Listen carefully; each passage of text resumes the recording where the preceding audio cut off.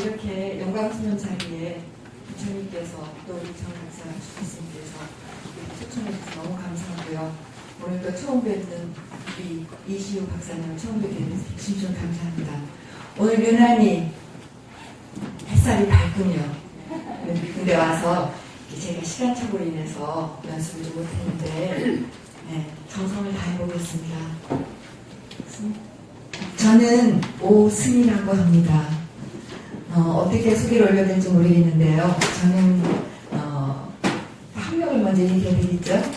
서울 예고를 나왔고요. 그 다음 어렸을 때부터 합창가 생활을 오래 했고요. 불교 합창단에서 한 30년 그 젊은 시절을 다 보냈습니다.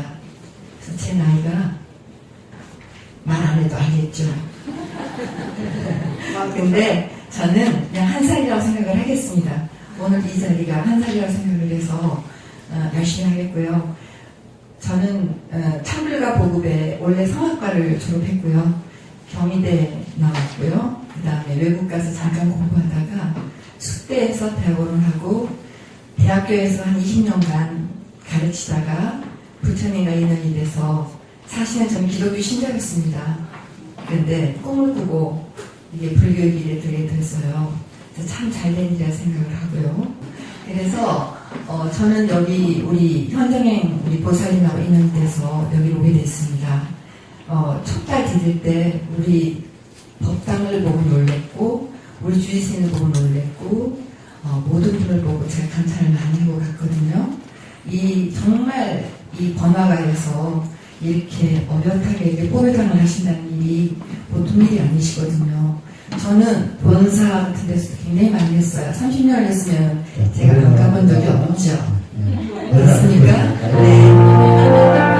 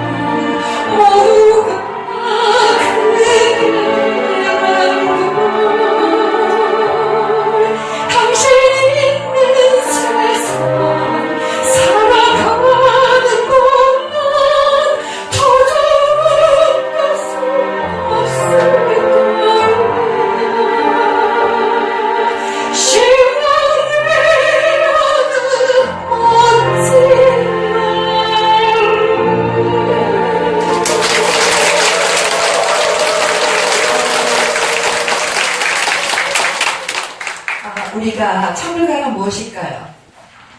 찬물가는 우리 불보살님을 찬탄하는 노래예요. 그래서 우리 주지진처럼 부처님을 공덕을 찬탄하는 분과 노래로서 부처님을 찬탄하는 사람이 성불하신대요. 그래서 합창단을 하면 성불하는 길에 지름길에 오를 수 있습니다. 더 이상은 말씀 안 드리겠습니다. 그래서 아주 쉬운 우리가 부처가 되기 위해서 이 자리에 오셔서 우리도 부처님 같이 하고 부처님 이르시네를 보내드리겠습니다.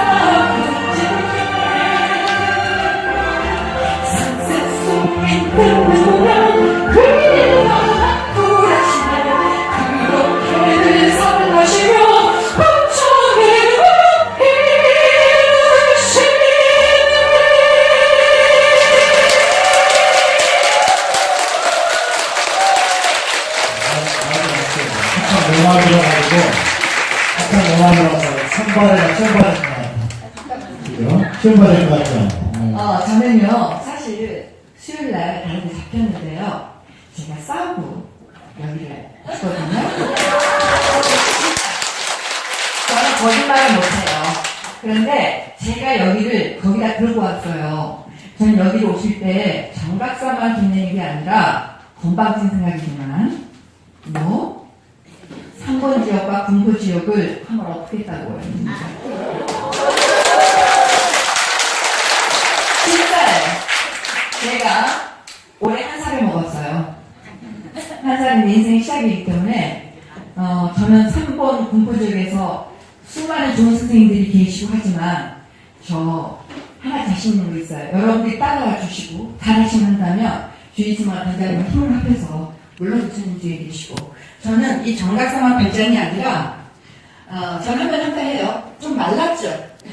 얼굴은 좀 네모지지만요. 그래서 저는 하면 합니다. 그래서 여기는 우리 정각사가 삼본 지역에서 합창으로서 최고로 유명해지도록 제가 노력을 하려고 하는데요. 주의스님께다가 저는 정각사만 하려고 안 합니다, 지금. 이 군포 지역을 한번 엎으려고 오니까요. 엎은 거 아니라 좋게. 그래서 여러분만 받쳐주고 즐거움으로 와준다면 저는 그거 하나는 다른 거 자신 하나도 없어요. 합창단 가르쳐서 재밌게 하는 건 제가 제일 자신 있습니다. 오늘 이만 퇴장하겠습니다. 후회하지 마세요. 빨리 오세요.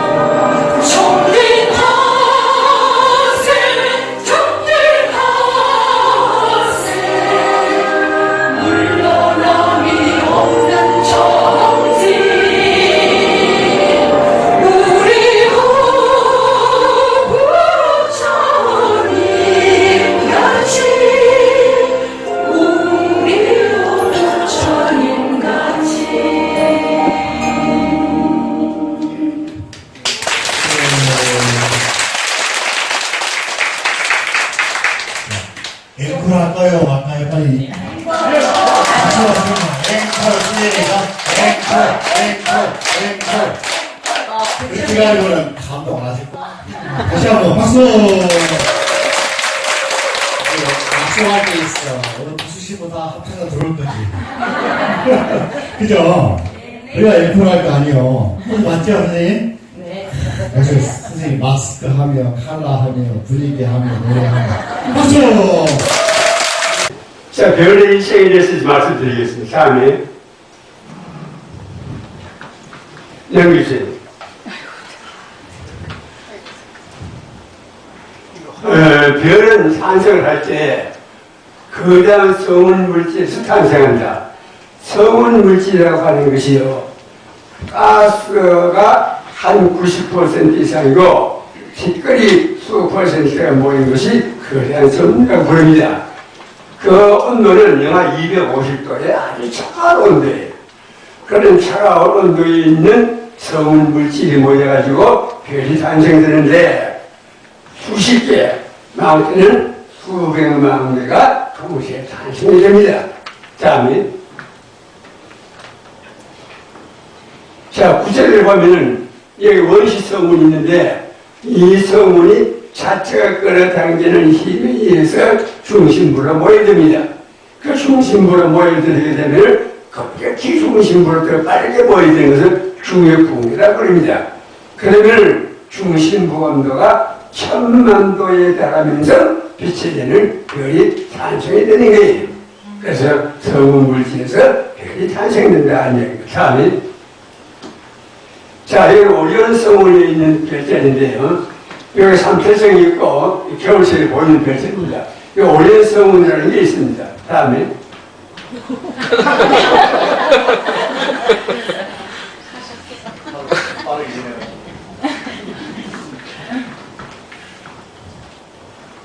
네, 이게 오리온 대성운의 모습이, 이 크기가 빛의 속도로 10년 정도 가는 거리에 해당되는 아주 거대한 성운인데, 이 성운의 중심부를 한번 보겠습니다.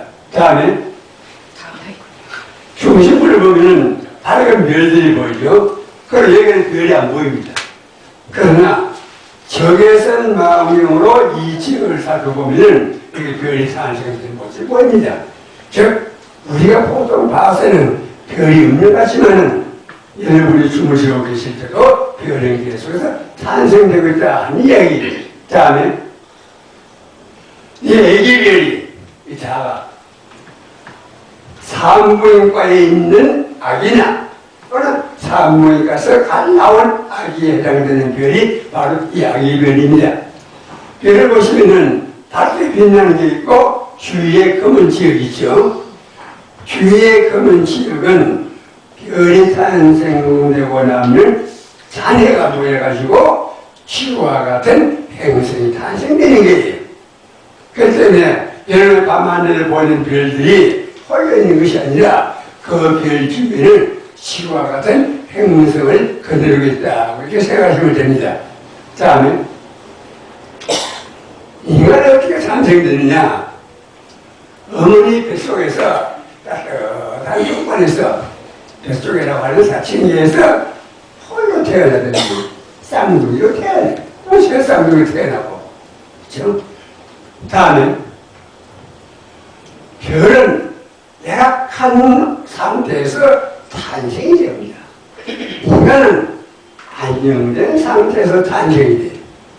그런데 문제는요, 별은 태어날 때 가지고 나오는 질량이 평생 먹고 살 수 있는 질량이에요.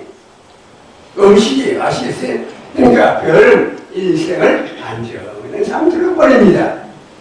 인간은 어떠냐? 빈손으로 나가요. 빈손으로 나와서 밖에서 취해서 먹고 살아야 되기 때문에 번뇌 망상의 모든 고통이 따르는 것이 인간이. 그래서 인간은 고통스러운 삶을 살아간다. 그래서 인생은 고단한 얘기예요. 여러분이 별처럼 살아간다면 바로 내가 양식을 가지고 내 평생을 먹고 살 수 있는 그런 형태가 되어야 되는데 우리는 그렇지 못하죠. 그렇죠?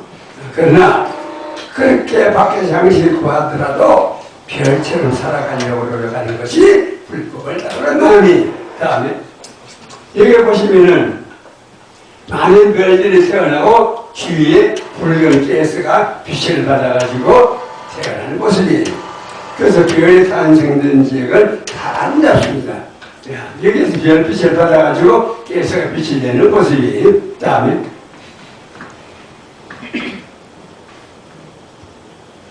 여기 잘 보시면요, 여기 눈이고 코고 입이고 이게 뭐 같습니까? 여우 목소리 같죠?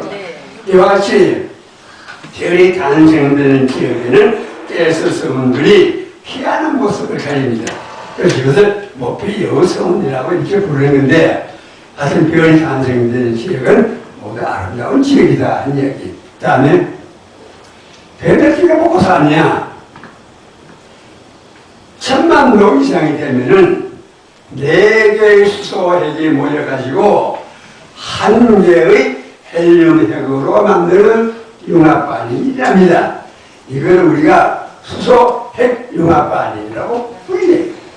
쉽게 말하면은 수소라고 하는 음식을 태워 먹고 찌꺼기를 헬륨을 남긴다 한 이야기예요. 그래서 살아갑니다. 다음에 근데 문제는요, 4개의 수소핵이 모여가지고 무거운 하나의 헬륨핵을 만드는데 4개를 합친 질량보다도 마늘이나 한 개의 별의 질량이 0.7% 정도 질량이 줄어들어요. 근데 4개가 합쳐가지고 하나를 만들 때 질량이 줄어든다 그 말이에요. 1% 정도.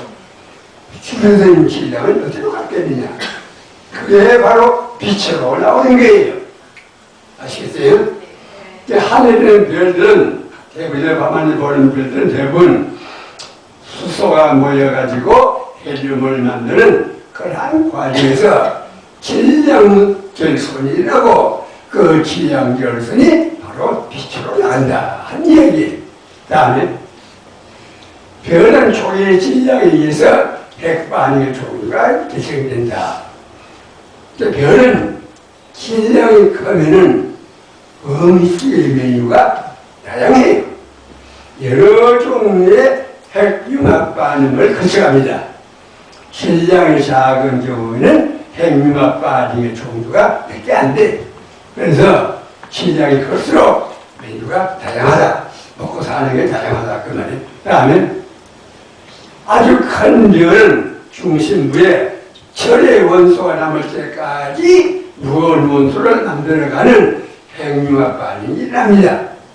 근데 메뉴가 다양한데 아무리 메뉴가 다양하더라도 중심부에 철의 핵이 남게 되면 이상 더 핵융합 반응을 일으키지 못하고 별로서 일생이 끝난다 그 말이에요. 왜 그러냐?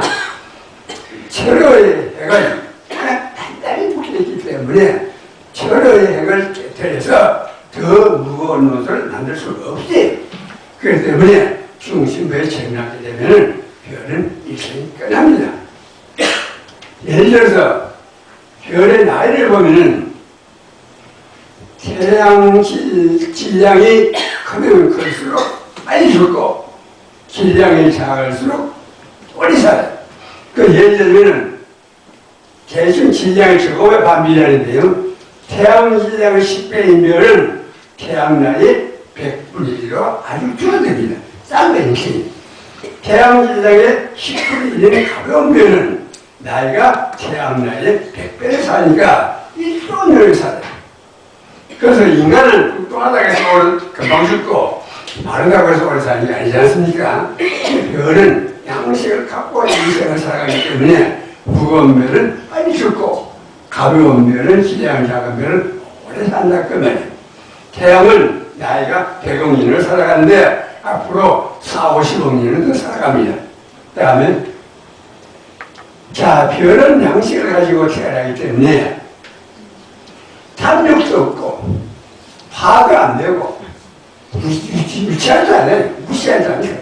또 나가 잘났다 아상도 없고 너보다 내가 낫다 인상도 없고 남이 한다고 죽었다 하는 중생상도 없고 오래 살고 싶고 죽어가 또 태어나서 또 살고 싶고 이러한 수라상이 없대요. 아시겠어요? 인간은 빈손으로 태어나기 때문에 항상 탐진치가 있고 사상이 있습니다. 그러니까 별과 같이 살아간다는 말은 사상과 삼독을 여의는 사이에요. 그래서 여러분이 별처럼 살아간다 그 말은 불법에서 가장 중시하는 삼독과 사상을 여기서 자연의 이치대로 불법에 따라서 사는 삶이 별은 그렇게 살아가요. 그런데 인간은 탐닉이 때문에 잘 못 살아갑니다. 자, 청명기와 필요했습니다. 자, 별의 청명기와 장기를 보죠. 별의 청명기와 장기는요, 일생의 90% 이상을 청명기 장기로 살아갑니다. 아시겠어요? 수소를 양식으로 해서 먹고 사는 시간이에요. 그래서 안정된 상태로 행류가 반응하면서 살아갑니다. 인간은 어떠냐? 청명기 장기를 다 아무리 살아봤자 50세까지밖에 안 돼요. 그 이상이 되면 노령을 접어듭니다. 그러니까 청명기 장기가 인간의 경우는 일생의 반이고 별의 경우는 일생의 대부분이다 한 이야기예요. 그것이 별과 차이의 인간은. 자, 이건 뭐냐면은 이쪽은 별의 표면 온도가 온도가는 거고 이쪽은 밖에 올라가는 거예요. 예를 들어 태양계의 15배의 별은 이러한 경로를 따라서 살아가고 태양계는 5배의 별은 이러한 경로를 따라 살아가고 태양은 이러한 경로를 따라 살아간다. 뭐냐? 별은 질량을 갖고 양식을 갖고 태어나기 때문에 일생을 살아가는 길 운명이 결정돼 있어요. 언제 무슨 병을 앓고 언제 죽는다 하는 것이 결정돼 있어요. 인간은 빈손으로 태어나서 밖에서 양식을 구하는 과정이 워낙 복잡하기 때문에 앞으로 갔다 뒤로 갔다 우로 갔다 좌로 갔다 인생이 이렇게 복잡해서 죽고 싶어도 죽지 못하고 살고 싶다고 해서 오래 살지도 못하고 인생의 행로가 복잡합니다. 그러나 별의 경우는 주어진 문명에 따라서 잘 살아간다는 이야기예요. 자, 이것은 무슨 모습이냐면 하늘에 보이는 별들이 대부분 청명기 장기의 별들이에요. 그 별들이 그러면 조용하게 지내느냐? 그렇지 않다는 얘기예요. 태양을 보면은 이렇게 조용해 보이죠. 여기는 까먹은 속임이라고 그럽니다. 그런데 실제로 보면은 다음에 여기에 마치 쌀을 뿌려놓은 것처럼 표면이 보입니다. 밝은 쌀은 뜨거운 유체가 올라오는 경우고 어두운 쌀은 식은 유체가 내려가는 경우에 별은 유체, 액체 그 뜨거운 것이 올라왔다가 또 내려가는 대류작용이 별에서는 끊임없이 일어납니다. 한 이야기입니다. 조용하지 않아요. 다음에 자, 보면은 별은 이렇게 물질을 많이 방출합니다. 어느 정도 크기냐 지구가 이만하다면 이건 어마어마하죠. 그래서 물질을 방출하기도 합니다. 다음에 또 태양 대기에서도 물질을 이렇게 방출하면서 올라갔다 내려갔다 하는 활동을 하고 있다는 얘기. 다음에 이것은 코로나 태양 대기 물질이 밖으로 분출돼 나가는 모습입니다. 그럼 뭐냐? 별은 청명기 장기가 활동적이다. 인간도 청명기 장기는 활동적이죠. 불법에서 이야기하는 것처럼요. 모든 것은 변합니다. 변화한다는 것은 운동을 하는 게 어떤 시든지 간에 그래서 별의 경우는 인간처럼 청명기 장기가 활동적으로 살아가는 경우다 한 얘기입니다. 자, 노년기를 접어들면 어떻게 되느냐? 수소를 다 채워먹고 나면은 찌꺼기가 헬륨이 남습니다. 그러니까 헬륨을 채워먹고 사는 시기가 바로 노년기인데 일생에 10분의 1 정도로 아주 짧습니다. 짧아요.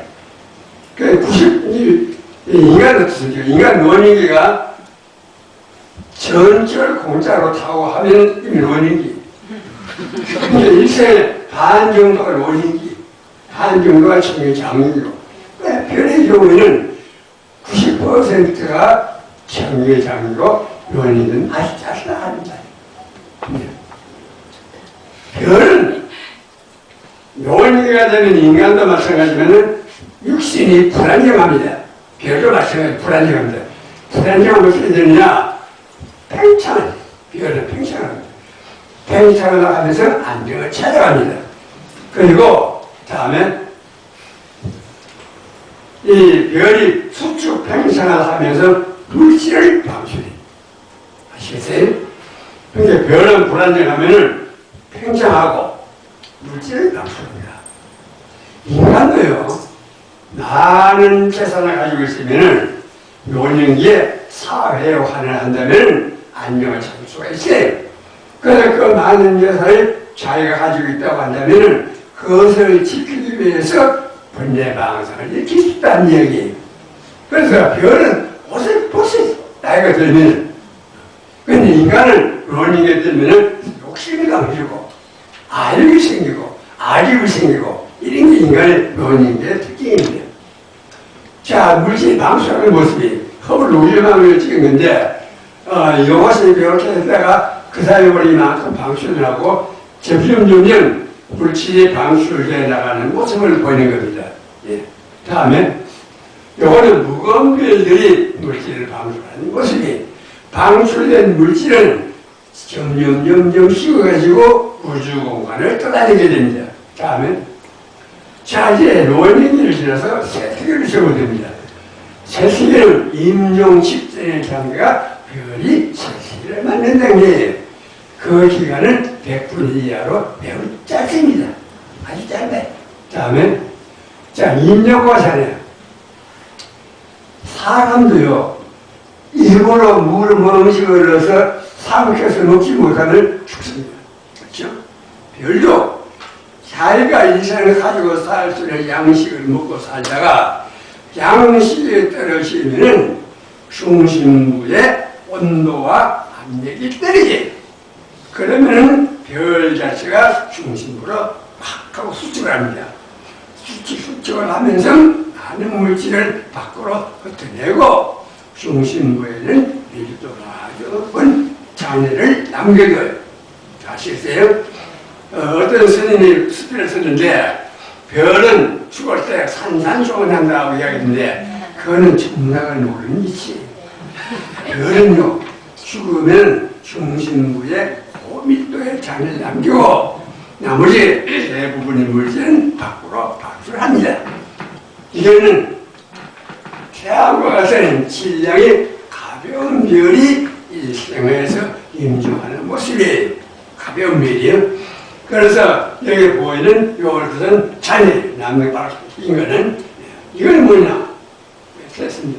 이거는 무거운 별이 일생을 마치는 임종의 모습이에요.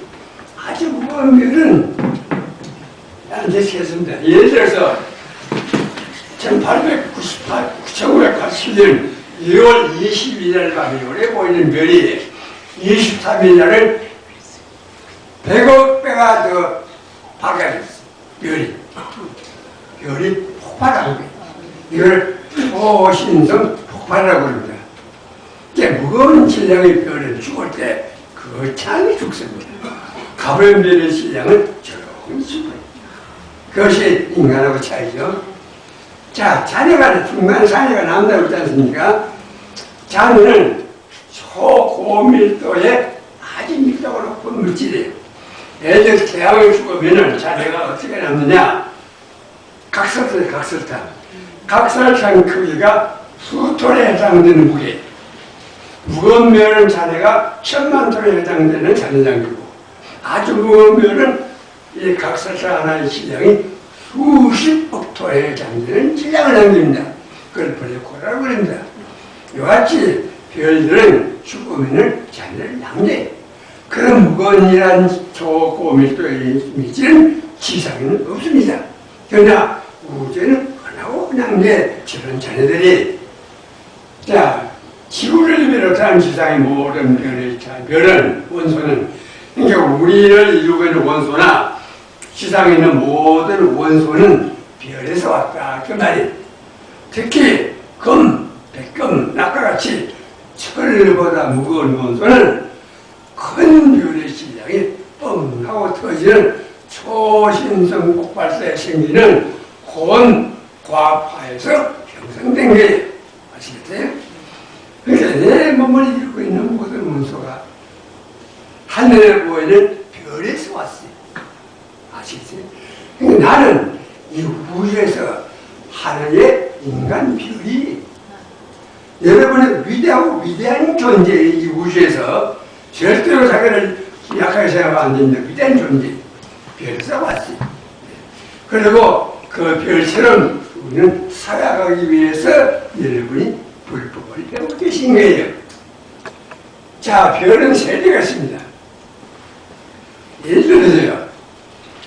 제일 처음에 태어나는 별들 중에서 무거운 별이 빨리 죽고 흩뿌린 잔해 물질에서 다음 세대의 별이 탄생돼요. 2세대의 별들 중에서 무거운 별이 빨리 죽고 흩뿌린 물질에서 제3세대 별이 탄생돼요. 3세대 별들 중에서 무거운 별이 죽으면서 흩뿌린 물질과 1세대, 2세대에서 남은 물질이 합쳐가지고 4세대 별이 만들어져요. 또 4세대 별들 중에서 무거운 별이 빨리 죽으면서 흩뿌린 물질과 1세대, 2세대, 3세대의 흩뿌린 물질들을 합쳐가지고 5세대 별이 만들어져요. 우리가 밤하늘에 보이는 별들은 주로 4세대와 5세대 별들인데 1세대, 2세대, 3세대는 무거운 별이 죽고 가벼운 별만 남았기 때문에 그건 어두워요. 우리가 보기에. 그래서 육안으로 잘 보이지 않습니다. 그러면 태양과 지구와 인간은 어떠냐? 태양이 만들어질 때 4세대의 물질에서 만들어졌어요. 그 태양은 4세대예요. 태양이 만들어지는 물질에서 지구가 탄생되고 인간이 탄생되기 때문에 지구와 태양도 4세대에 해당되는 종족이에요.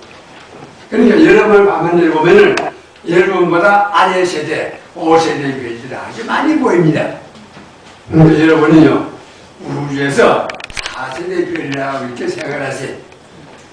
자, 이거는 1세대, 5세대 별에 해당되는 그런 집단들입니다. 다음에 이거는 1세대에 해당되는 별이, 이 별은 100만 개 정도가 모여 있는데 아주 130억 명 이상 되는 나이를 가진 그런 별들의 집단이. 다음에 자, 이제 중요한 겁니다. 별은 무의적 삶을 살아간다. 별은요, 조작하지 않아요. 내 뜻대로, 내 생각대로 조작을 하지 않아요. 자연의 이법을 그대로 따라서 무의적으로 살아가기 때문에 특별한 것이 필요 없어요. 그리고 만물이 동등합니다. 보편성과 평등성이라고 하는 불법을 따라 산다. 인간은 어떠냐? 항상 이기적인 마음으로 조작을 해. 내한테 유리하게끔, 내 뜻대로 하게끔. 그런 유의적 삶을 살아가기 때문에 특수한 것을 좋아하고 불평등한 관계를 이룹니다. 그렇죠? 그러니까 여러분이 별처럼 산다면 앞서 우리가 본 것처럼 무의적인 삶, 불법을 따르는 삶을 살아가야 된다는 얘기예요. 별은 생명력을 지닌 생명체다. 저는 별도 인간과 같은 생명체를 봅니다. 제4세대인 인간의 구성물질은 조상별들의 자녀로부터 왔어요.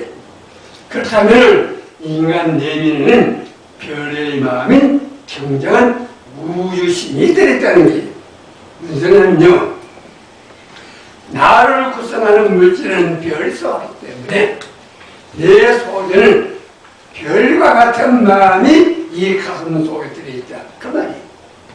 그 별과 같은 마음을 저는 우주심이라고 부르는 거예요.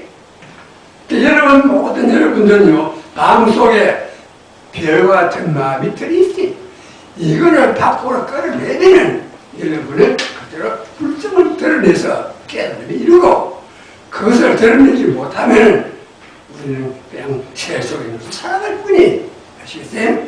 근데 그 다음에, 자, 이걸 보세요. 이게 유심에서 나온 건데, 우리 마음에 이런 종류가 있는데, 가장 바깥쪽에 제5식이라고 해서 우리 감각기관들이 있고, 그 안에 제6식이라고 해서 의식이 있고, 그 안에 7식이 자의식이라고 하는 이런 것이 있고, 안쪽에 8식이라고 하는 아리아식이라고 하는 것이 있고, 그 안쪽에는 근문식이라고 하는 아마라식, 정적 무한 마음이 들어있다고 봅니다.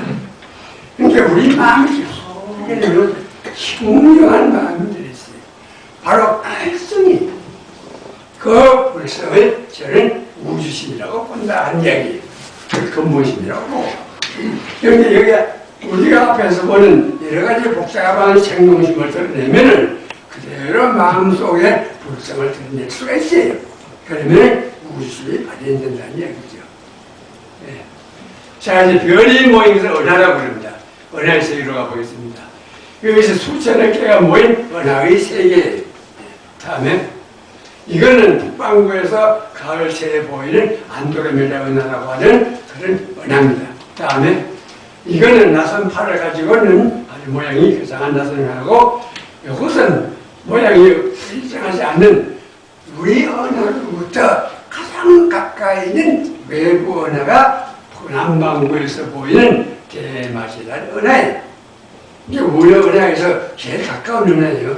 여러분 호주는 뉴질랜드 여행하다 보면은 밤에 이 은하를 볼 수가 있습니다. 그 다음에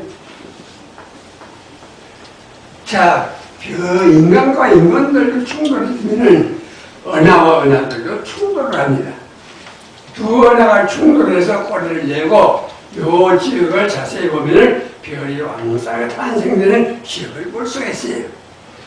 그러니까 은하와 은하 간의 평균거리가 수십만 광년이지만 우주적인 힘으로서 본다면 그 거리가 그렇게 먼 게 아니에요. 그래서 수천 개의 별로 이루어진 은하들로 서로 충돌한다. 아니, 예. 이것은 큰 은하와 작은 은하가 충돌하는 모습입니다. 그 다음에 이것은 왼쪽 은하가 오른쪽 은하를 뚫고 나오는 모습이에요. 그 다음에 이것은 왼쪽 은하가 오른쪽 은하를 뚫고 나오면서 안쪽에 있는 물질을 다 끌고 나와가지고 뻥 뚫렸어요. 이런 희한한 형태들이 많습니다. 그 다음에 이거는 두 개의 은하가 서로 마주치서 부딪히는 모습이고, 그 다음에 이건 세 개의 은하가 몰려가지고 충돌하는 모습이에요. 그러니까 우주는 수천억 개의 별들이 있는 은하들이 활동적으로 살아갑니다. 이 우주에요, 조용하게 존재하는 것은 하나도 없어요. 다 불법 따라서 활발하게 살아갑니다. 그 이치를 아셔야 돼요. 은하들이 모인 집단을 은하단이라고 부릅니다. 얘는 다 은하들이 아시겠어요? 별의 세계를 넘어서면은 은하들의 세계가 우주를 주름 잡고 있어요. 자, 이것도 은하단이에요. 은하들이 모인 집단들입니다. 다음에 이것도 은하들의 집단들이에요. 자, 아니, 카페 그림. 다음에, 네. 은하의 세계는 조그만한 것들이 모여가지고 더 큰 집단을 만들고, 또 그 집단이 모여가지고 더 큰 집단을 만들어가는 것을 개성적 집단 형성이라고 그럽니다. 그래서 이렇게 모인 집단들은 마구 흩어져 있는 것이 아니라 흉력적으로 연결이 되어 있다는 이야기예요. 저는 한번 그림으로 보시죠. 이건 어떻게 보이세요? 푸르게 보이는 것은 은하들이 모인 있는 곳이, 희게 보이는 것은 빈태예요. 은하가 없어요. 은하들이 거물망을 이루면서 우주에 존재한다 그 말이에요. 그 거물망을 인드라망이라고 부릅니다. 우주 인드라망. 인드라왕이라고 하영왕의 제석궁에 그냥 거물을 치고 거물코에 보석을 걸어놓은 것을 인드라망이라고 그래. 그러한 형태가 우주에서 이렇게 보이더라 한 이야기예요. 여러 환경에 인도라방이라는 말이 나올 겁니다. 사람이 이제 앞에서 별이 어떻게 살아가고 어떻게 구느냐. 별은 불법을 따라가지고 살아간다 하는 이야기를 했지. 그리고 인간도 별처럼 불법을 따라가 살려면 여러분의 경전을 잘 보긴 하지만은 하늘의 별을 유심히 보고 하늘에 펼쳐져 있는 것이요. 바로 경전이, 경전, 불법의 경전이. 그를 믿고 살아. 맨날 땅만 쳐다보고, 땅에 뭐가 있는지 그것만 쳐다보고 사는 게 개미가 되는 인생이에요. 그렇게 살지 마시고, 땅도 보고 하늘도 보라고 하는 것이 화엄세계에서 여러분에게 이야기하는 거예요. 그것이 불법이에요. 아시겠지? 다른 종교는 인간 중심적인 종교예요. 그러나 불교는 색다른 인간 중심주의가 아니 인간과 우주를 망라한 모든 것을 아우르는 것이 불교예요. 그렇기 때문에 불교는 신비적인 것만 아니라 과학적이고 논리적인 자연 모두를 아우르는 이법을 내재하는 종교다 하는 걸 잘 아셔야 됩니다. 다음에 자, 이제 환경에 나오는 우주관을 여러분에게 소개해드리려고 합니다. 다음에 향수에는 10개의 향수들로 둘러싸여 있으며 이런 향수의 집단이 11개 존재한다. 따라서 총 21개의 향수가 존재한다. 그리고 각 향수에는 수많은 세계와 부처와 중생이 존재한다 하는 것이 화장 세계품에 나오는 이야기고 이런 것들을 우리는 화장 장엄세계라고 부릅니다. 다음에 자 이것을 현대 천문학과 비교를 하자. 무슨 뜻이냐? 향수에는 수많은 별들로 이루어진 은하로 보자. 수천억 개의 별로 이루어진 은하로 보자. 그러면 11개의 향수에 이루어진 집단은 바로 11개로 이루어진 은하가 아니다. 따라서 화장장엄 세계라는 것은 뭐냐? 11개의 은하단이 모인 초은하단의 규모다. 은하단이 모인 것을 초은하단이라고 해요. 이제 화장장엄 세계를 천문학적으로 비교를 하면은 거대한 초은하단에 해당되는 거다 하는 이야기예요. 개성적 집단을 총 121개의 은하들이 포함이 되고 무수한 많은 별들과 부처와 중생들이 함께 존재하는 것이 화장장엄 세계다. 사실요, 별도 부처고, 여러분도 부처고, 길거리에 돌아다니는 별도 부처고, 나무도 부처고, 이 우주 만물이 부처 아니지, 부처. 여러분이 잘못 생각해서 돌을 함부로 떼고, 나무를 함부로 자를 지은정, 그들은 다 부처지. 부처가 부처를 깨뜨리고 하면은 그 부처가 아니지. 그래서 우리는 지나가는 생물을 밟지 않고 피해가듯이 마찬가지로 자연에 있는 모든 만물과 뭐 돌을 그 마찬가지 함부로 깨뜨리고 함부로 파괴하지 말라는 거예요. 오늘 인간은 자연을 불법을 지닌 불법이 없는 무생물로 보기 때문에 자연을 마구 훼손해서 오늘 지구에 여러 가지 기후학적인 변화가 일어나는 겁니다. 기후가 병들었을 때 화장장엄 세계를 개체의 개성 집단 형성은 연속적이고 역동적인 영향을 이루어가는 자연 만물의 안정된 역학적 진화 특성이다. 저는 무슨 말이냐? 화정장엄 세계라고 하는 것은 안정된 집단이다 하는 얘기예요. 은하에는 경에 나오는 이야기가 있어요. 경에 나오는 이야기예요. 향수의 모양에는 이런 게 있다는 거예요. 회전형, 야선형, 바퀴형, 둥근형, 구형 같은 모양, 모난형 등등을 이야기를 경에서 이야기를 하고 있어요. 그런데 그 모양이 관측된 은하에서 볼 수가 있다 이 말이에요. 다음에 보세요. 둥근형 박혜은하라고 그런다. 박혜은아. 박혜영, 회전형, 나선형, 구름형, 모든 은하는 다 회전합니다. 그 다 회전형. 앞에서 경에서 이야기하는 향수의 모습을 다 이야기한 것들이 은하에서 보이더라. 그 말이. 그렇다면은 향수회를 은하로 보는 것도 타당하겠다 하는 이야기. 아시겠어요? 근거 없는 게 아니라 근거가 있다 하는 이야기. 어떻게 해서 뭘 보면 과거에 향수의 모습에 원한형, 박규형, 분간형 이런 종류의 이야기를 할 수 있다고 하는 것이 저는 아주 기이하게 생각합니다.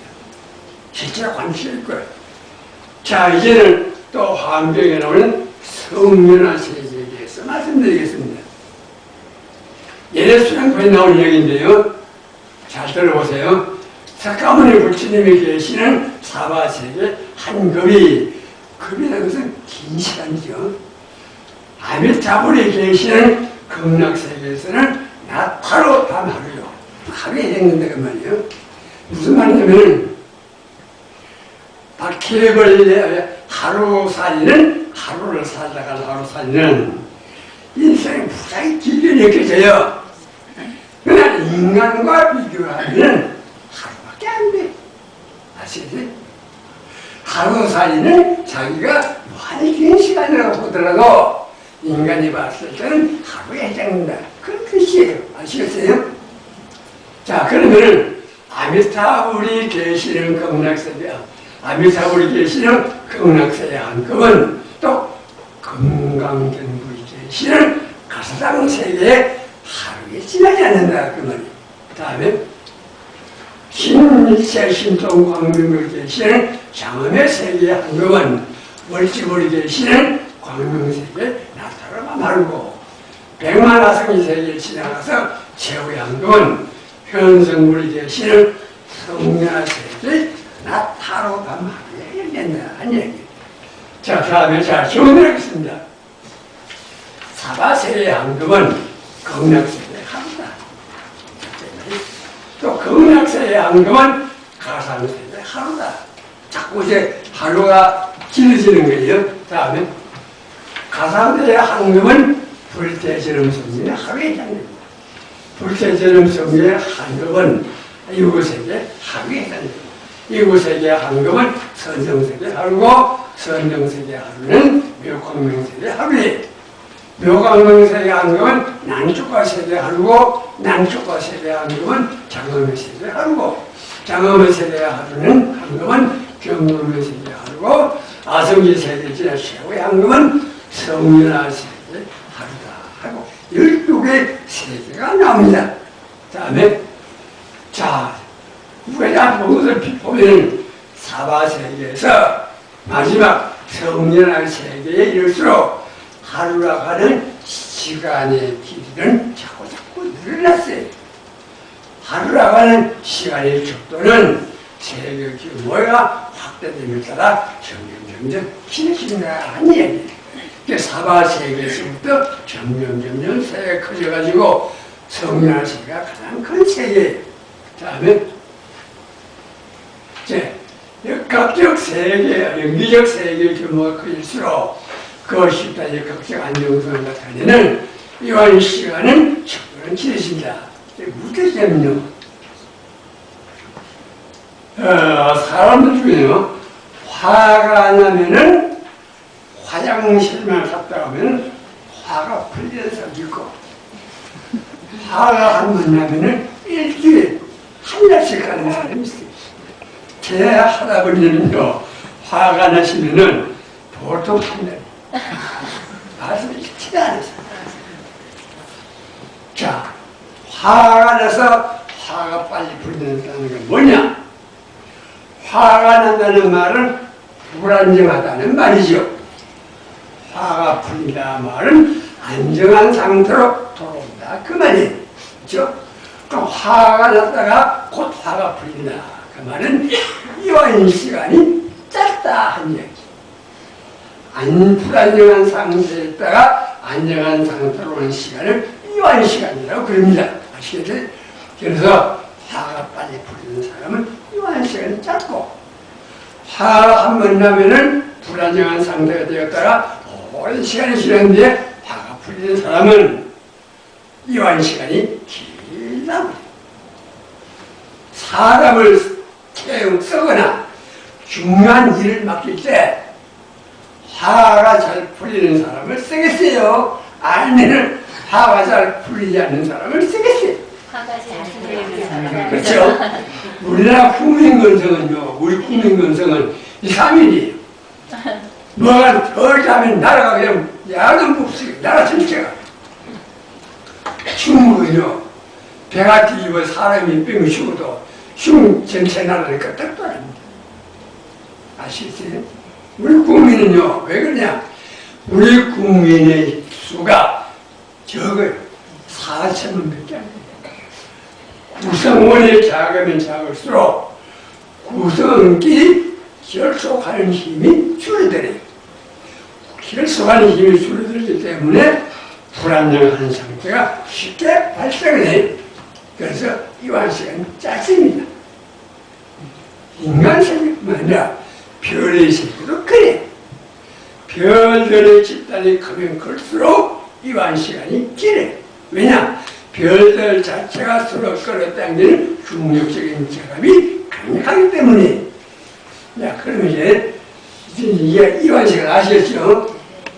이완 시간이 길수록 집단의 역학적 안정성은 증가한다. 그렇다면 이완 시간이 가장 긴 성전화 세계가 역학적으로 가장 안정된 세계다. 이 얘기예요. 사바 세계에서부터 쭉 나오는데 마지막 극락 성전 세계가 가장 안정된 세계다. 이 얘기입니다. 사바 세계에서 성전 세계는 화음 세계는 가장 안정된 거대한 우주 인사라망이다. 한 얘기. 그 다음에 화장장엄 세계에서 수많은 별과 부처 중우대가 있기 때문에 우주적 보편식에 비춰본다면 성전화 세계에도 우리와 인간과 같은 지적 생명체, 우리와 같은 그런 생명체가 우주에 무슨 많을 거다 한 얘기. 우리와 같은 부처가 우주에도 무슨 많을 거다 한 얘기. 무슨 많다면은 결국 화엄경에서 얘기하고 불교에서 말하는 것처럼 우주를 상실해서 불법을 해야 되겠다 한 얘기입니다. 사바세계 성전 세계를 다양한 화엄 세계를 천문학적 규모와 한번 비교를 해보자. 사바세계를 지구로 나가보고 극락세계를 더 큰 태양계를 보고 가상세계를 태양계보다 더 태양계들이 많이 모인 후보항성들을 보고 불태들을 섞는 후보항성들이 모인 은하를 보고 이곳세계는 은하들이 모인 은하단, 전정세계는 은하단이 모인 초은하단들을 보고 병망의 세계는 초초은하단, 점점 커지는 겁니다. 초가 많을수록 커지는 거예요. 단초가 세계는 초초초, 장엄의 세계는 초가 4개 분야입니다. 광명의 세계는 초가 5개 분야다. 아성의 세계는 초가 6개 분야다. 정전 세계는 초가 7개 붙는 은하단이다. 한 얘기. 그래서 성전화 세계 속에는 모든 세계가 다 아우러서 포함이 됩니다. 성전화 세계의 크기를 한번 보기 위해서 한번 비교를 하겠습니다. 100개의 은하가 모여가지고 은하단을 이루고 100개의 은하단이 모여서 초은하단을 이루고 또 100개의 초은하단이 모여서 초초은하단을 평산식으로 쭉 이어간다면 마지막 성전 세계는 1경계의 은하가 확된다. 1경은 공이 밀렸을 때 붙는 거예요. 이런 수많은 은하들을 포함하는 세계가 성전 세계다. 이 얘기입니다. 또 은하에 약 1000개의 별들이 포함되기 때문에 결국 성전 세계는 별들이 몇 개 있느냐? 공이 27개 붙는 정도로 무지 많은 별들을 포함하는 세계다. 이 얘기. 또 드레이크라고 하는 사람의 방정에 따라서 우리 은하에 우리와 같은 지적 생명체가 살고 있는 행성의 수가 몇 개냐 보니까 한 100개 되더라 그런 말이에요. 그렇다면 성전 세계는 우리와 같은 지적 생명체를 가지고 있는 행성이 몇 개 되겠느냐? 공에 26개 분명 정도의 행성들이 존재할 거다. 하는 얘기. 그러니까 결국 우주에는요, 우리와 같은 물체, 우리와 같은 존재들이 수없이 많다는 거죠. 그 다음에 우주할 것이 없다면 성전의 세계와 같은 우주는 무수히 존재한다. 그래서 성전의 세계가 하나만 있는 것이 아니라 그런 세계가 무수히 많은 것이 이 우주다. 이 얘기. 오늘날 관측들은 가장 무난한 것은 관측적으로 제일 멀리까지 관측할 수 있는 것이 130억 광년이에요. 빛의 속도로 135년 가는 거리까지 관측되고 그 이상은 우리가 잘 모릅니다. 그렇다면 성전화와 같은 거대한 존재를 아직 확인하기는 어렵다는 얘기. 그 다음에 영역세계에서 호흡에서 인정한다면 현재 관측되지 않는 성전의 세계와 같은 우주가 무수히 많이 존재할 거다. 그런 무수히 많은 성전의 세계들을 우리는 다중우주라고 부릅니다. 다중우주, 여러 개의 우주가 모여있는 것을 다중우주라고 부릅니다. 그러니까 화학의 세계는 성전의 세계가 하나만 있는 게 아니라 무수히 많이 존재할 거다. 자, 신성우주를 봅시다. 다음에 기가 니까야 겨에 나오는 얘기예요. 우리가 나오는 얘기입니다. 세계가 수축하는 긴 시간이 있고 세계가 팽창하는 긴 시간이 있고 세계가 수축하고 팽창하는 시간이 있는 것을 나는 기억한다. 나는 과거를 아느니 과거에도 세상 수축하고 팽창이 있다. 나는 미래도 아느니 미래도 세상은 수축하고 팽창할 거다. 한 이야기를 2600년에 부처님이 명하셨어요. 수축하고 팽창하고 수축하는 것을 진동우주라고 그래요. 진동우주. 그러니까 결국 부처님 말씀 뭐냐? 무시 이래로 우주는 팽창하고 수축하고 팽창하고 수축하는 운동을 계속해 이루고 있다. 한 얘기. 우리가 시간과 공간적으로 많이 팽창한다고 하면 예를 들어서 많이 팽창한다고 하는 것은 하나의 극단이고 많이 수축한다는 것도 하나의 극단이에요. 그렇다면 이러한 극단을 여기고 어느 한 극단도 집착하지 않으려면 어떻게 해야 되겠어요? 수축하고 팽창하고 수축하고 팽창한다고 하는 흉도의 입장을 지켜야 돼요. 아시겠어요? 그래서 무슨 뜻이냐? 부처님의 신동우주는 나쁜 얘기한 것이 아니라 불교에서 가장 중시되는 중도관에 따라서 나온 자연적인 이 신이라 이 말이에요. 마음대로 만든 게 아니에요. 오늘날 우리는 다음에 오늘날 우주를 팽창하고 있습니다. 오늘날 우주는 팽창하고 있습니다. 그러나 팽창하는 우주가 많이 팽창하다가 10억 년 후, 100억 년 후, 또 몇천 년 후에 정제했다가 안쪽으로 끌어들이는 대풍계가 일어나면서 또 폭발할지 몰래.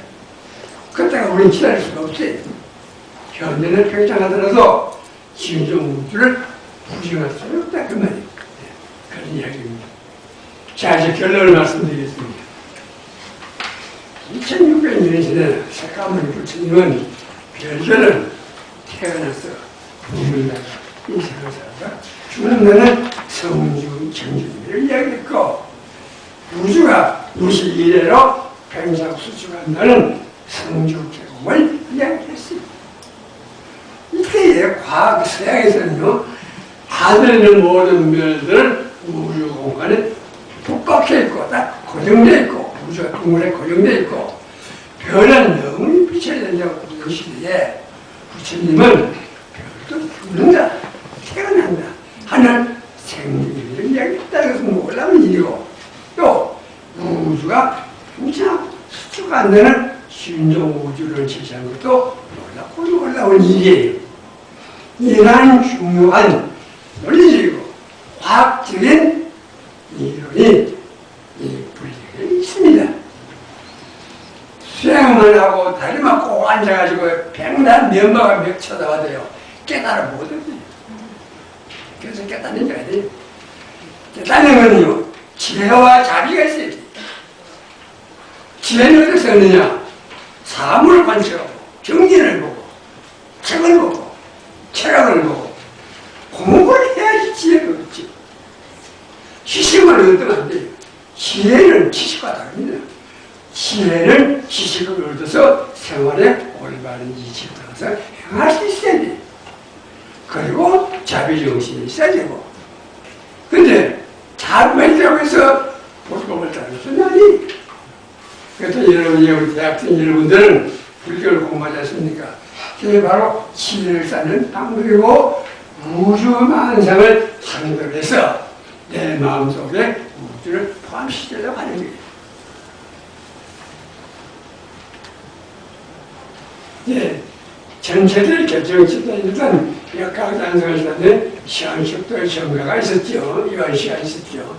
그래서 오늘날 생체 관찰 결과와 정성적으로 다를 바가 없다.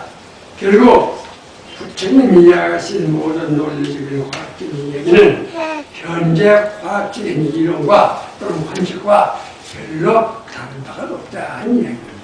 다음에 천문학적 불교 우주관에서 언급되는 천문학은 우주심을 발현시키는 사회의 대상이다. 우주심은 우주의 근본질로서 만유에 내재함으로 천문학적 사회는 깨달음의 사회이며 동시에 본질에 사회다 하는 얘기입니다. 무슨 말이냐? 하늘의 별을 보는 별들은 불법자로 산다. 그 별들의 잔해에서 이루어진 육신도 내 마음속에 별과 같은 불법이 내재했다. 천문학이라고 하는 건 뭐냐? 하늘의 별을 보고 하늘 이법을 찾는 게 그 천문학을 자세히 들여다보면 그게는 바로 우주적인 불법이 존재한다. 그래서 여러분들이 불법을 하시면은 항상 하늘을 시간 났으면 쳐다보고 힘드시거나 괴로우실 때는요 별과 대화나 섹시라고 하는 거예요. 저 별처럼 살아가는 마음 그것이 불법 따라가는 사람의 마음이에요. 가능하면은 찾아가지 말고 인기적인 마음을 내지 말고 그래서 별처럼 여유하게 살아갔으라는 겁니다. 이상을 끝내겠습니다.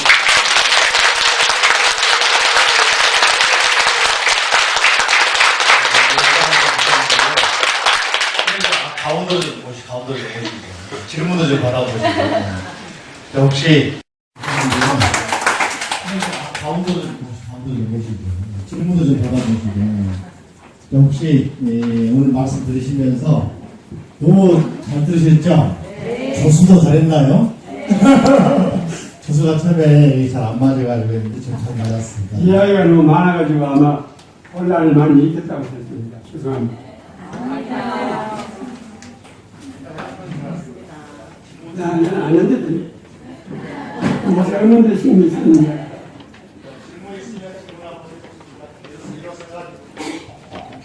조명이 보살님 일어서 질문 금방 일어섭니다. 일어서가지고 질문을 자, 네. 법문 잘 안 들려요. 네 아프다. 진짜 멋있었어요. 오늘 들은 게 정말 감동적이었어요, 교수님. 앞으로 나와서 마이크를 쓰겠습니다.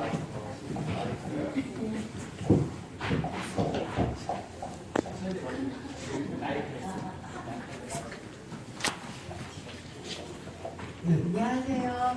오늘 본문 정말 감사히 잘 들었습니다. 네. 정말 감동이었고요. 불법을 공부하는데 새로운 마음을 갖게 해주셔서 정말 감사합니다. 아까 저는 살짝 그 진동에 대해서 하실 때 불법을 공부하는데 새로운 마음을 갖게 해주셔서 정말 감사합니다. 아까 저는 살짝 그 진동에 대해서 하실 때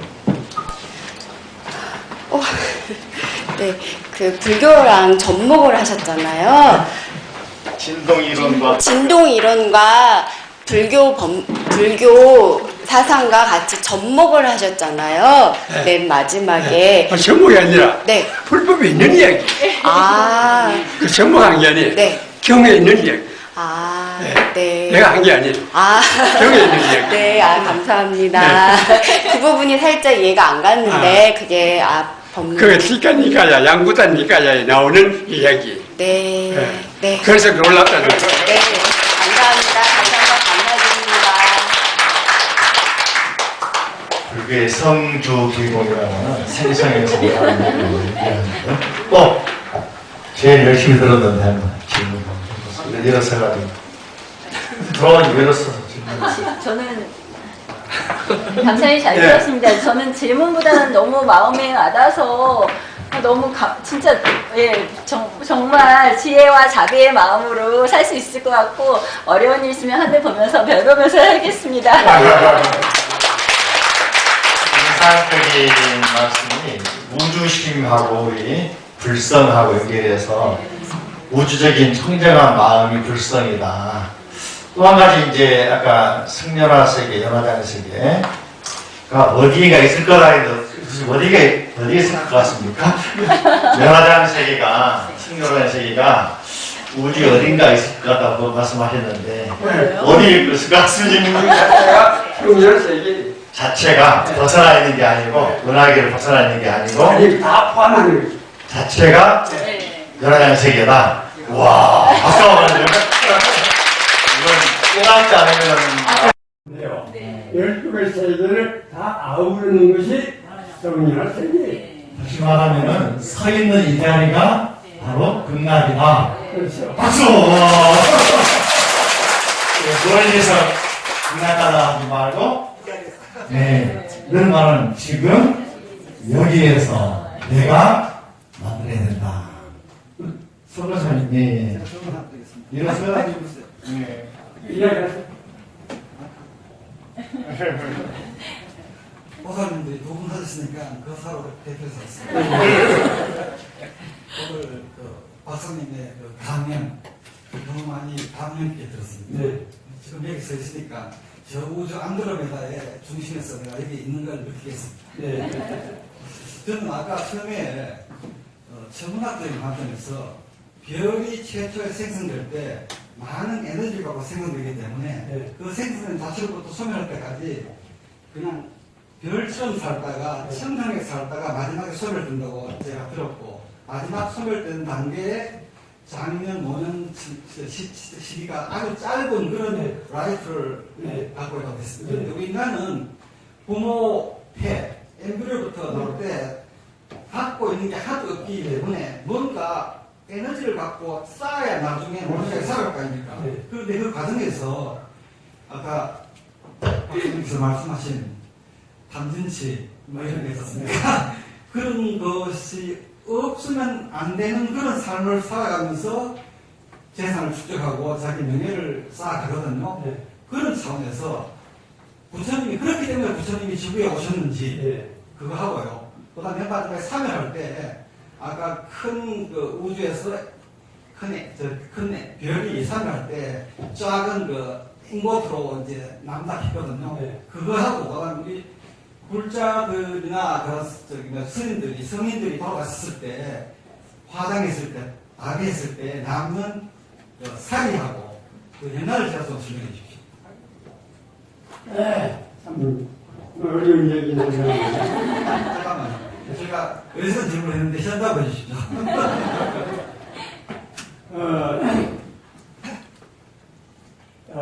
경전에 이런 말이 있습니다. 모든 것은 양식에서 와서 양식으로 돌아가는 이런 말이 있어요. 바리사들 경전에 나온 얘기입니다. 뭐냐? 부모가 음식을 먹고 정자는 앉아서 만들었어요. 음식이 나왔어요. 혈압을 A가 탄생됐어요. 그 A가 젖을 먹고 정장을 하면서 또 음식을 먹고 살다가 인생을 마치는 한 집의 채로 돌아가요. 이 채가 영양분이 되어서 땅속으로 땅 속에 들어가면은 그 땅 속에서부터 시작해서 생물이 살아나고 그 생물을 동물과 인간이 먹고 또 일생을 살아갑니다. 무슨 말이냐? 정자가 난자가 나올 때 음식에서 나오고 죽어서 돌아갈 때 한 줌에 나오는 음식으로 돌아간다 그 말이에요. 별이 죽으면서 뿌린 물질이 모여가지고 다음 세대 별이 탄생이 돼. 양식에서 와서 양식으로 돌아가요. 스님이든 우리든 닭이라든 무엇을 하든 한 입에 식으로 돌아갑니다. 그걸 제가 우리는 병체라고 하지 못하는 그것도 살아있는 생명체라고 저는 봅니다. 그 생명체가 다음 생명을 양육을 해요. 우리가 영원이라는 것을 저는 이야기 빼겠습니다. 좀 빼고 말씀드리겠습니다. 저는 여기서 물질적인 것만 이야기 드리는 거예요. 왜 정신세계는 워낙 복잡하니까 그건 제가 말씀드리지 않겠습니다. 그래서 자연의 이식을 한다면 인간의 한 몸도 역시 일생을 마치면은 한 며칠이 돌아가기 때문에 생사이해라. 슬퍼할 것도 없고 기쁠 것도 없어요. 결국 돌아가는 사람에서 열심히 우는 사람은 자기 처신이 불쌍해서 우는 거지 죽은 사람과 관계없어요. 딸이 보면서 그래도 없고 웃을 수도 없다 그 말이에요. 와서 왔다 가는데 얼마나 즐거워요. 다음 생활은 임자치제로 가는데 얼마나 즐거운 일이에요. 그래서 옛날 친구들 또는 그런 것이 살아나서 보면은 사화장할 때 또는 사를 죽으면은 축제를 일으키는 그런 풍습도 있습니다. 그런데 우리나라는 그와 다르게 눈물 콧물 찌릿찌릿 짜는데 결코 불법 자원인은 아니다 하는 이야기입니다.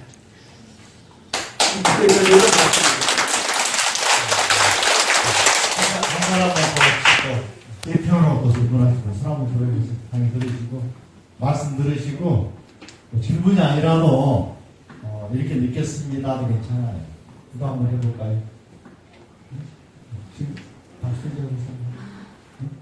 오늘 선생님 강의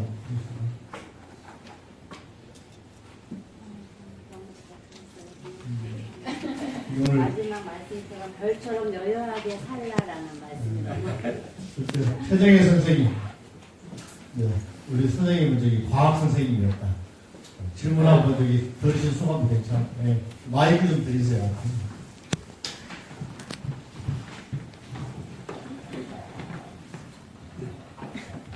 제가 지금 박사님 말씀을 고등학교 1학년 교육과정에 그대로 나오거든요. 별의 생성과 소멸 그 나오는데 제가 이 강의를 미리 들었더라면 좀 더 확신에 차서 우주관을 들어서 설명을 했었을 텐데 한 아쉬움이 있고 또 제 마음에 지금 닿는 그 말씀은 그 인생 말년에서 별의 생성과 소멸 과정에서 그 소멸 과정의 에너지를 다 우주에 발산하는 것처럼 저도 남은 여생에 좀 에너지를 더 방출하고 주위에 좋은 일을 좀 하고 갔으면 하는 바람이 있었습니다. 좀 아쉬움이 있었습니다. 제가 현직에 있을 때 이걸 좀 더 들었다면. 감사합니다. 마지막 마무리 말씀 하시고. 네, 하여튼 여유하게 사세요.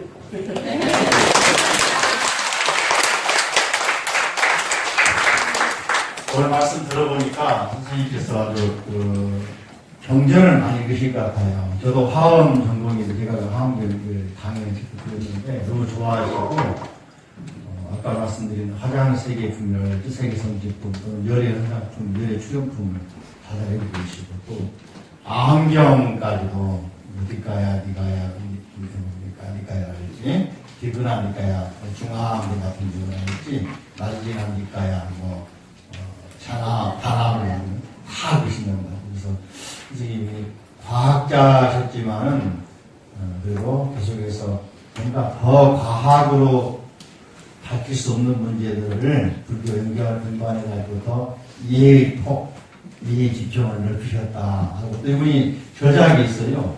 불교하고 우주 책 이름이 뭐시죠? 불교 우주관도 있고 별석사도 있고 뭐 이렇게 있습니다. 제 자신을 소개를 하죠. 저는 60세에 퇴직을 했어요. 퇴직한 이유는 스님이 되려고 퇴직을 했어요. 그래서 어디서 퇴직을 하고 전에 가서 했더니 나이가 많아서 안 된다는 거죠. 나이가 45세가 얼마 제한돼 있대요. 조정에. 그래서 뭐 머리 깎아야 되는 것도 아니고. 그러고부터 저는 불법을 심풀이로 그냥 쭉 지금까지 공부해오고 있습니다. 그래서 천문학과 불교를 가능한 한 좀 접목을 시켜서 불법을 좀 더 과학적이고 논리적이고 이런 방향으로 우리가 불법을 폐지해 또 그렇게 이해시켜야지 너무 신앙 중심으로 가려면 다른 종교와 큰 차이가 없다 한 이야기. 그리고 부처님은 밤 하늘에 방도 아니고 바깥에서 아니 뭘 보시겠지? 별밖에 안 봤지. 그 왕명이기 때문에 출가하시기 전에 천문학, 지질학, 군사학, 역사학 모든 공부를 하신 분이. 그렇기 때문에요. 석가모니 부처님의 천문학적 지식과 우주를 보는 경우에는 예수나 공자나 장자나 노사나 마음의 사원을 차원이 달라요. 차원이. 아시고 그걸 공부하셔야 돼요. 감사합니다. 별처럼 사는 법, 불교와 천문학 간신하게 파보시도록 하시고 또 다음에도 기회 되면 한번 또 모셔다가 또 별처럼 사는 법 듣도록 하겠습니다. 감사합니다. 박수.